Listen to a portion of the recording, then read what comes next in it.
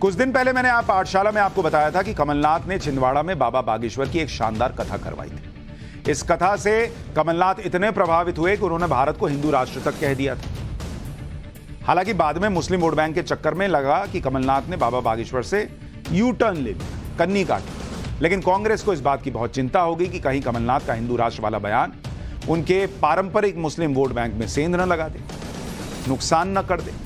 और इस बात को ध्यान में रखकर अब मुस्लिम वोट बैंक को संभालने का जिम्मा एक तरह से लग रहा है दिग्विजय सिंह को सौंपा गया। कर्नाटक के हुबली में एक प्रेस कॉन्फ्रेंस के दौरान दिग्विजय सिंह ने कहा कि हिंदुत्व का हिंदू धर्म या सनातन से कोई संबंध ही नहीं। अरे हिंदुत्व का हिंदू धर्म से कोई संबंध नहीं है तो किस धर्म से संबंध है भाई? वैसे दिग्विजय सिंह हिंदुत्व की विचारधारा के खिलाफ कुछ ना कुछ बोलते रहते, लेकिन इस बार उन्होंने ये बात स्पेशली कमलनाथ को लेकर दी है। बाबा बागेश्वर की कथा के बाद कमलनाथ ने कहा था कि भारत में अगर 82% हिंदू रहते हैं और भारत पहले से ही इतने लोग रह रहे हैं तो फिर हिंदू राष्ट्र नहीं है तो क्या हुआ फिर? लेकिन इस बात को काउंटर करने के लिए अब दिग्विजय सिंह क्या कह रहे हैं वो भी सुन लीजिए। है कि हिंदुत्व का हिंदू धर्म से, सनातन धर्म से कोई रिश्ता नाता नहीं है।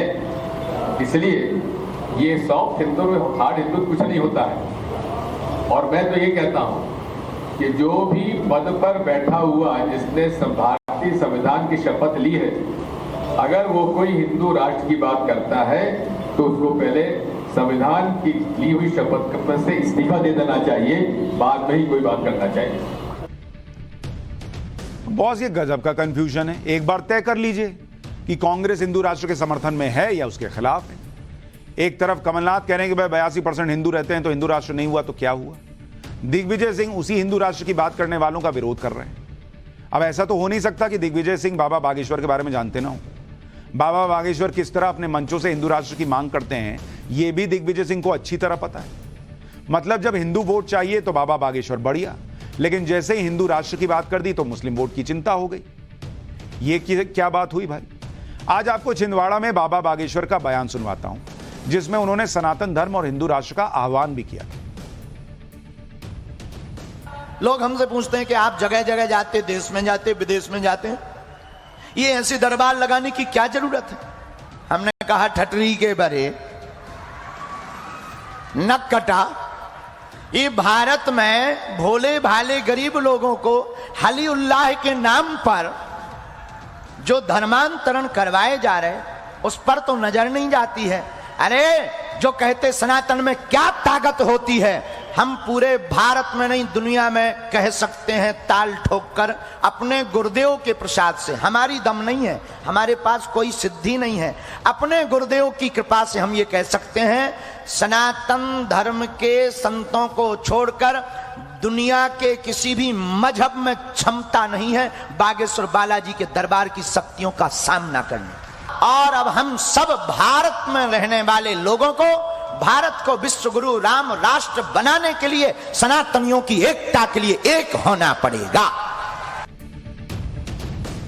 तो बागेश्वर बाबा ये बात कोई पहली बार नहीं कह रहे या अकेले छिंदवाड़ा में नहीं कह रहे। सबको पता है कि वो क्या सोचते हैं सनातन को लेकर और हिंदू राष्ट्र को लेकर। लेकिन एक वक्त उनकी आरती उतारी जाती है, दूसरी तरफ उनसे कन्नी काटी जाती है। और यही जो कांग्रेस का डायलेमा है कि एक तरफ जनेऊधारी बताओ, दूसरी तरफ जो है वो तुष्टीकरण की बात भी करो, यही कांग्रेस को ले डूबती है। अच्छा, एक तरफ हमारे देश के नेता हैं जिन्हें हिंदू राष्ट्र और सनातनी शक्ति की बात करने से करंट लग जाता है। दूसरी तरफ ब्रिटेन के प्रधानमंत्री ऋषि सुनक हैं जो रामकथा में जाते हैं, जय सिया राम के नारे लगाते हैं। इन दिनों ब्रिटेन की कैम्ब्रिज यूनिवर्सिटी में कथावाचक मुरारी बापू की रामकथा चल रही है। वहां ब्रिटेन के प्रधानमंत्री ऋषि सुनक भी पहुंचे। भारत की सनातनी शक्ति के बारे में ऋषि सुनक क्या कह रहे हैं, सुनिए एक बार। Jai Siya Ram.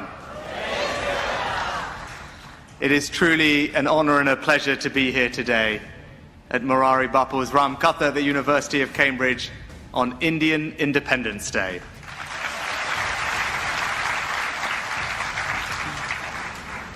Bapu, I'm here today not as Prime Minister, but as a Hindu. For me, it was a wonderful and special moment to light diyas for Diwali outside 11 Downing Street back when I was Chancellor. And just like Bapu has a golden Hanuman in his background, I am proud that a golden Ganesh sits gleefully on my desk at 10 Downing Street.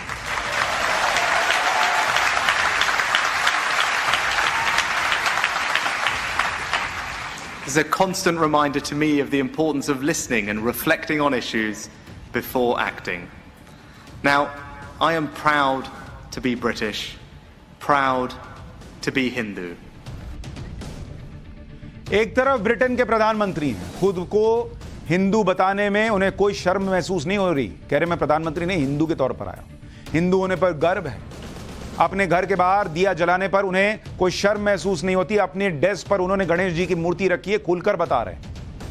ये हैं ऋषि सुनक। और हमारे यहां कुछ नेताओं को vote की ऐसी चिंता होती है कि हिंदुत्व से भारत को खतरा बता देते हैं। ये हाल